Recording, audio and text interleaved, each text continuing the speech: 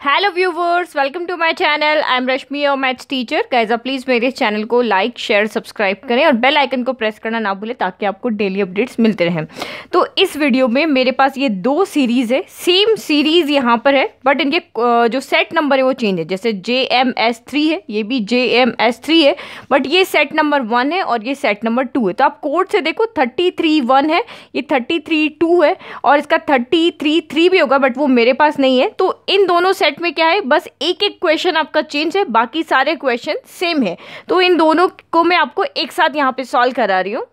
तो आप यहाँ पे देखो, ये जो सेक्शन ए हम इस वीडियो में सॉल्व करें, जो सेक्शन ए में जो फर्स्ट क्वेश्चन है, right the discriminant of the quadratic equation this, वही क्वेश्चन जो इस वाले सेट में आपका है, जो सेट नंबर 2 है उसमें यही क्वेश्चन थर्ड नंबर पे है। जो क्वेश्चन इसमें फर्स्ट नंबर पे सेट 1 में, वही क्वेश्चन इसमें थर्ड नंबर पे है सेट नंबर 2 में। तो दोनों एक साथ सॉल्व हो रहे हैं, आप दोनों एक साथ चेक कर लेना। तो सेट 1 में जो क्वेश्चन है वो सेट 2 का 3 question is right the discriminant of the quadratic equation x + 5 का स्क्वायर इक्वल टू 2 × 5x - 3। तो ये क्वाड्रेटिक इक्वेशन है बट ये पूरी सॉल्व फॉर्म में नहीं। पहले इस इक्वेशन को हम सॉल्व करते हैं, a + b के स्क्वायर का फॉर्मूला लगा के यहाँ मल्टीपल करके ax² + bx + c general equation है उसकी फॉर्म में हम इसको राइट करते हैं। तो ये हमारी गिवन इक्वेशन हो गई। यहाँ पे आपका a + b² का फॉर्मूला लग जाएगा। तो हमने फॉर्मूला लगा दिया, a² + b² + 2ab हो गया और 2 अंदर मल्टीपल होकर 10x और 2 3 से मल्टीपल होकर 6 हो गया, प्लस माइनस माइनस हो गया। अब ये भी प्लस 10x है, यहाँ भी प्लस 10x है, तो ये डायरेक्ट कैंसिल हो जाएगा। नहीं समझ में आ रहा है तो प्लस 10x इधर ट्रांसफर करो, माइनस 10x हो जाएगा, प्लस 10x से माइनस 10x कैंसिल हो जाएगा।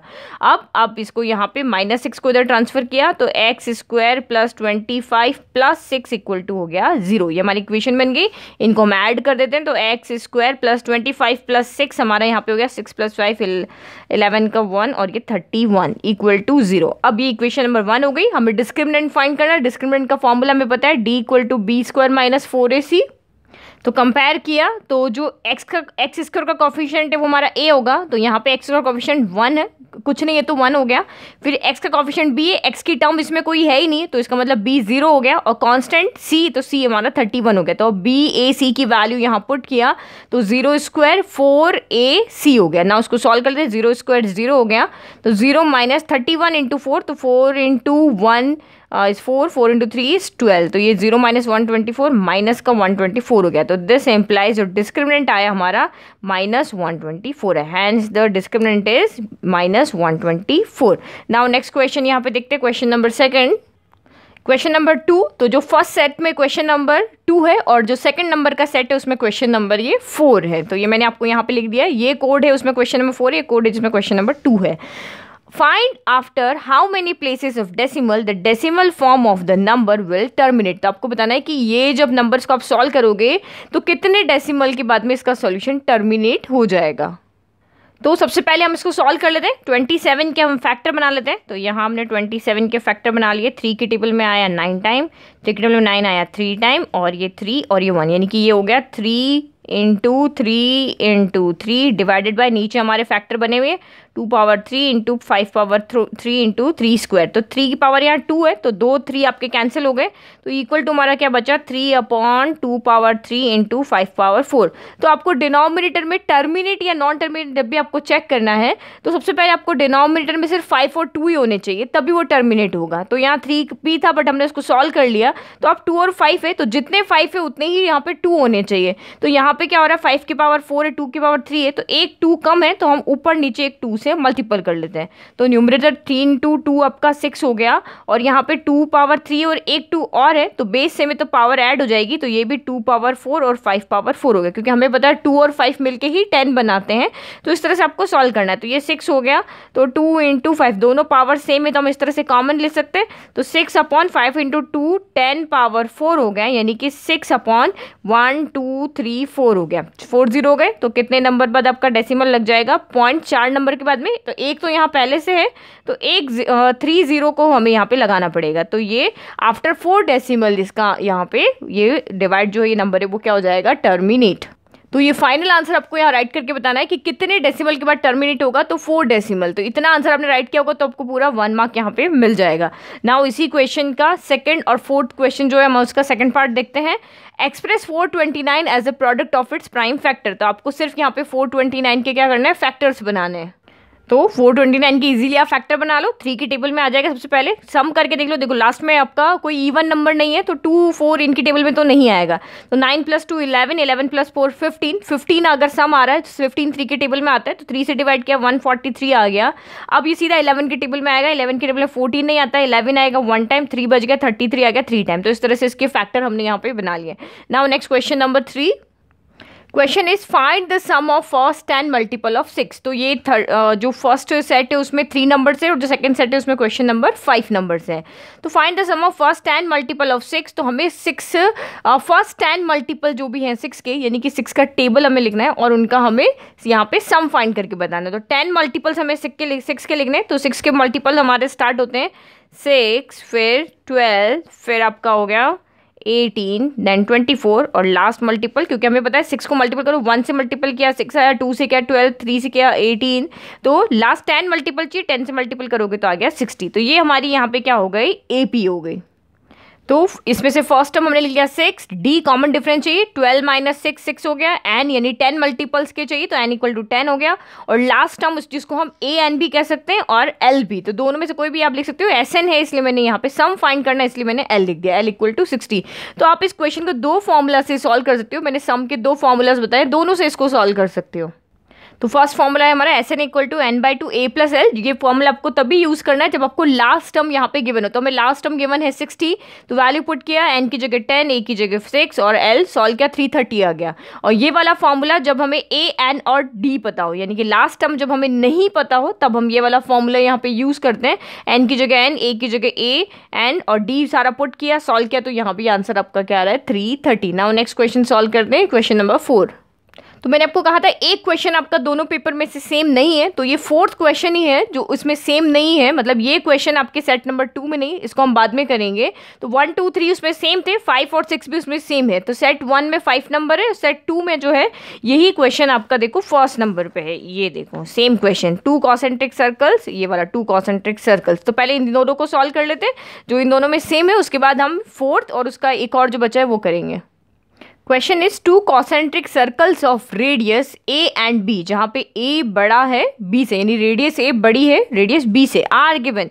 Find the length of the chord of the larger circle which touches the smaller circle. तो आपको यहाँ पे 2 कॉन्सेंट्रिक सर्कल है। कॉन्सेंट्रिक सर्कल वो होते हैं जिनका सेंटर सेम होता है। तो आपको यहाँ पे गिवन था कि रेडियस जो ए है वो बड़ी है रेडियस बी से, तो यहाँ हमने इस तरह से ड्रॉ कर लिया। और पी क्यू जो है वो स्मॉलर सर्कल की क्या है, यहाँ पे टेंजेंट है। तो जो आपको गिवन था वही हमने राइट कर लिया। Let O be the centre of the concentric circle. P Q जो एक कॉर्ड है लार्जर सर्कल की, लार्जर सर्कल के अंदर बनी हुई, तो लार्जर सर्कल की कॉर्ड होगी, लेकिन वो स्मॉलर सर्कल को टच कर रही है। और ये रेडियस है ओ आर बी और ओ क्यू हमने यहाँ पे क्या लिया है ए सेंटीमीटर। फिर हमें पता है कि रेडियस और टेंजेंट जो होती है वो उनके बीच में 90 डिग्री का एंगल होता है। तो मतलब ये एंगल जो हमारा क्या हो गया, इस ट्राइंगल की अगर हम बात करें तो ये एंगल हमारा 90 डिग्री हो गया। क्यों? क्योंकि a tangent to a circle is perpendicular to the radius. Tangent हमेशा, रेडियस और टेंजेंट हमेशा एक दूसरे पे क्या होते हैं, परपेंडिकुलर होते हैं। फिर हमें एक बात और पता है कि जो ये परपेंडिकुलर जो होता है वो इसको कॉर्ड को क्या करता है, बाइसेक्ट करता है। तो we know that perpendicular drawn from the centre to the chord bisect the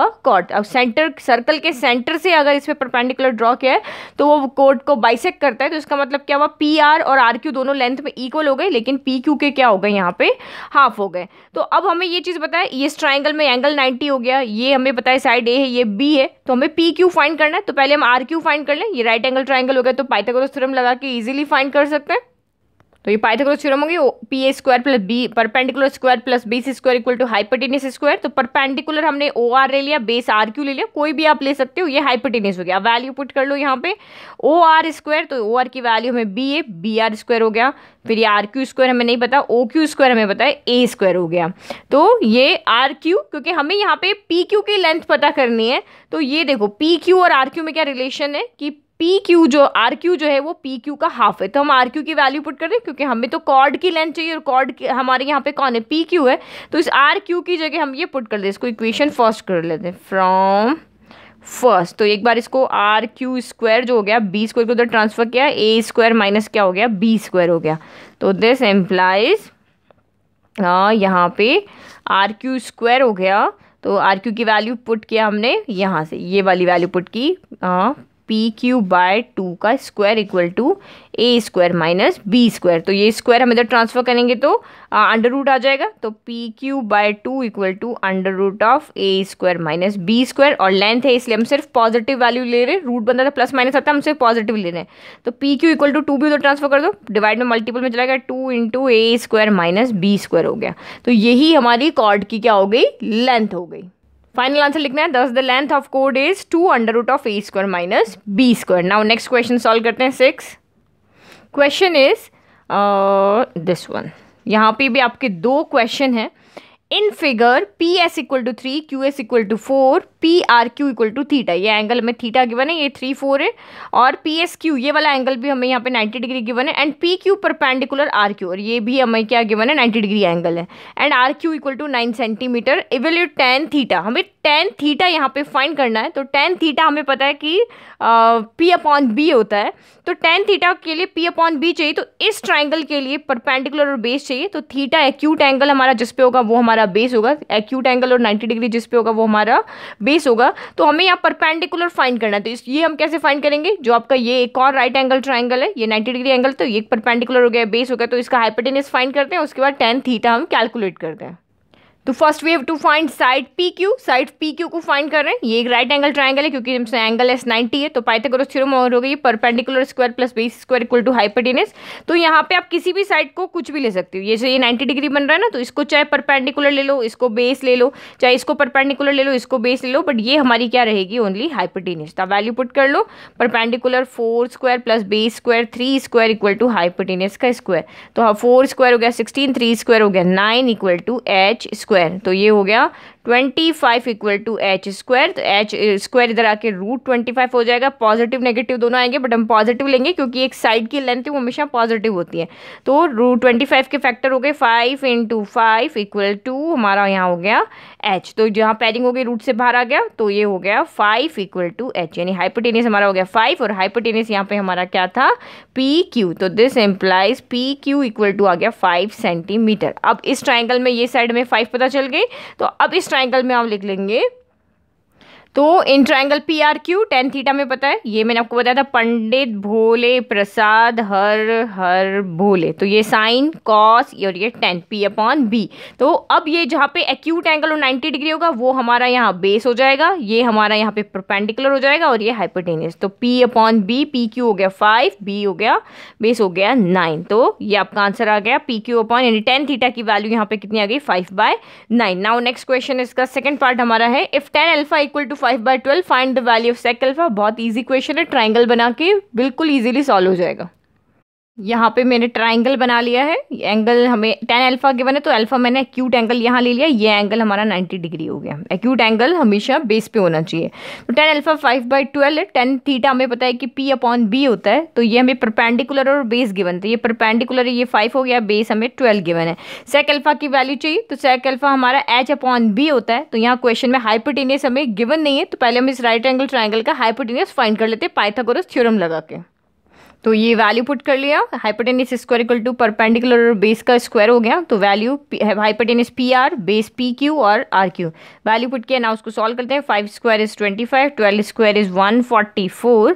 तो इनको ऐड किया, ये हमारा आ गया 169। तो PR की वैल्यू हमें चाहिए, तो स्क्वायर हम इधर ले आते, स्क्वायर को हटा के इधर ले आते, तो स्क्वायर रूट हो गया, प्लस माइनस आएगा, बट हमसे पॉजिटिव वैल्यू लेंगे क्योंकि लेंथ हमेशा पॉजिटिव होती है। तो 169 के जो फैक्टर होते हैं वो होते हैं हमारे 13 इंटू 13। तो पैरिंग हो रही है, तो ये रूट से बाहर आ जाएगा। तो this implies PR equal to हमारा यहाँ से कितना आ गया, 13 यूनिट। हमें सेंटीमीटर मीटर है नहीं पता, इसलिए यूनिट लिख रहे हैं।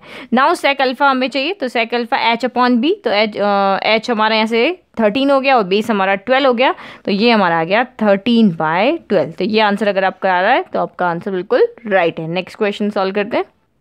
अब हम वो क्वेश्चन सॉल्व करें जो दोनों पेपर में डिफरेंट है। सिर्फ 6 क्वेश्चन है, 6 में से सिर्फ एक ही क्वेश्चन डिफरेंट है। इसमें ये 4 नंबर का क्वेश्चन डिफरेंट है और इस वाले पेपर में आपका जो है ये 6 नंबर वाला। ये क्वेश्चन दोनों में कॉमन नहीं, सिर्फ एक क्वेश्चन है जो वो चेंज है, बट दोनों एक ही चैप्टर से एक ही टाइप के आपका क्वेश्चन है।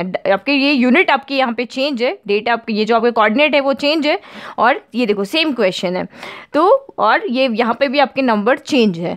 तो पहले इसको सॉल्व कर लेते हैं, बाद में उसको सॉल्व करेंगे। तो question is find the values of x if the distance between the points a is 0,0 and b is x-4 is 5 unit. तो हमें यहाँ पे क्या दिया हुआ है कि दो कोऑर्डिनेट है, दो पॉइंट्स इनके बीच की डिस्टेंस हमें 5 गिवन है, तब हमें x की वैल्यू को फाइंड करना है। तो ऑब्वियस हम डिस्टेंस फॉर्मूला लगा के और x की वैल्यू को फाइंड करेंगे। तो ये हमने यहाँ पे फिगर ड्रॉ कर लिया है, a b इन दोनों के बीच की डिस्टेंस हमें 5 यूनिट गिवन है।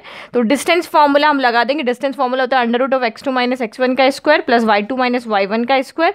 तो इसको हम x1 y1 ले लेते हैं, इसको हम x2 y2 ले लेते हैं। नाउ वैल्यू पुट कर देते हैं।